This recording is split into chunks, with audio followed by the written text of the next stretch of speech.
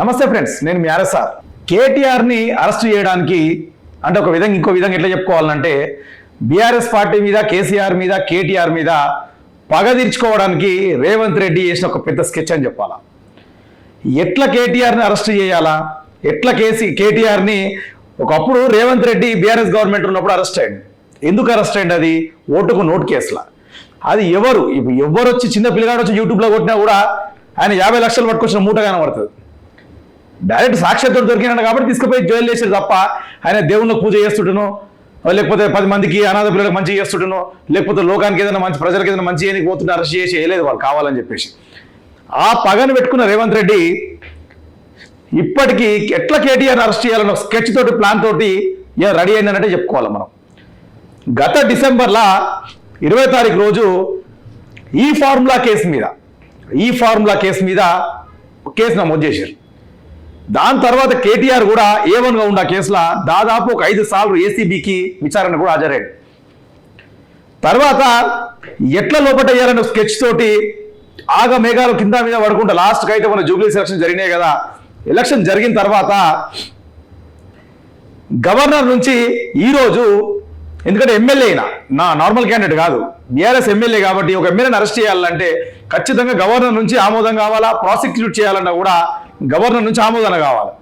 ఆ ఆమోదం మీద లభించింది కాబట్టి కేసీఆర్ని ప్రాసిక్యూట్ చేయడానికి, విచారణ చేయడానికి గవర్నర్ పర్మిషన్ దొరికింది కాబట్టి ఇప్పుడు గవర్నమెంట్ ఏసీబీ రెడీ అవుతుంది. దేనికి? వాస్తవానికి ఒక 50 కోట్లకు సంబంధించిన మ్యాటర్ ఇదంతా. 50 కోట్లు విదేశీ కంపెనీలకి అప్పుడు సీఎం కేసీఆర్ ఉండే, ఐటీ మినిస్టర్, పంచాయతీరాజ్ శాఖ మినిస్టర్, ఐటీ మినిస్టర్కి కేటీఆర్ ఉండే. కాబట్టి ఈయన ఏమనుకున్నాడంటే 50 కోట్లు విదేశీ కంపెనీలకు తరలించిండని చెప్పేసి ఒక అభియోగం. ఎందుకు? మంత్రి అంటే ఆర్బీఐకి సంబంధించిన దాని పర్మిషన్ లేకుండా, మంత్రివర్గం క్యాబినెట్ది పర్మిషన్ లేకుండా, మంత్రుల క్యాబినెట్ మీటింగ్ సమావేశం పెట్టి దాని పర్మిషన్ తీసుకోకుండా ఆయన డైరెక్ట్ విదేశీ కంపెనీలకి అమౌంట్ పంపించిండని చెప్పేసి ఒక అభియోగంతో, అక్కడ అవినీతి జరిగింది ఏం లేదు, అక్కడ అభియోగం మాత్రమే. దాని మీద ఏసీబీ విచారణ చేపట్టాలని చెప్పేసి కూడా చాలాసార్లు కూడా రేవంత్ రెడ్డి సర్కార్ ఒత్తిడి తీసుకొచ్చినట్టే చెప్పాలా. ఇది కూడా ఇప్పుడు గవర్నర్ మీద కూడా ఒత్తిడి తెచ్చినట్టే చెప్పాలా. లాస్ట్కి అయితే ప్రాసిక్యూషన్ మాత్రం పర్మిషన్ దొరికిపోయింది.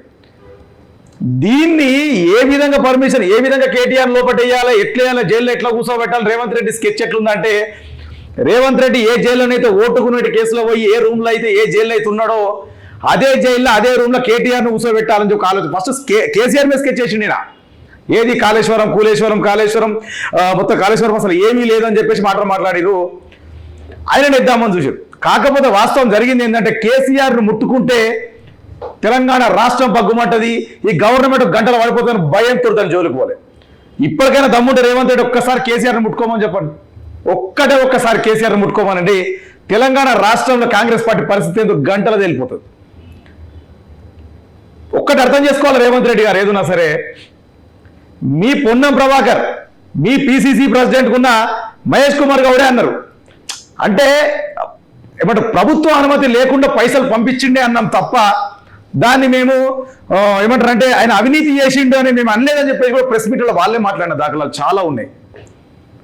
అసలు మళ్ళా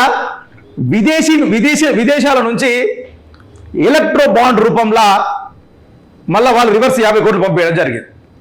అంటే ఇది సాంప్రదాయం ఎట్లుంటుంది అంటే, వాస్తవానికి బీజేపీ కావచ్చు, కాంగ్రెసే కావచ్చు, చాలా కంపెనీల నుంచి ఎలక్ట్రో బాండ్లను తీసుకోవడం సర్వసాధారణం. మరి అంటే బీజేపీలో ఎంతమంది లోపటేయాలా, కాంగ్రెస్ ఎంతమంది లోపటేయాలా?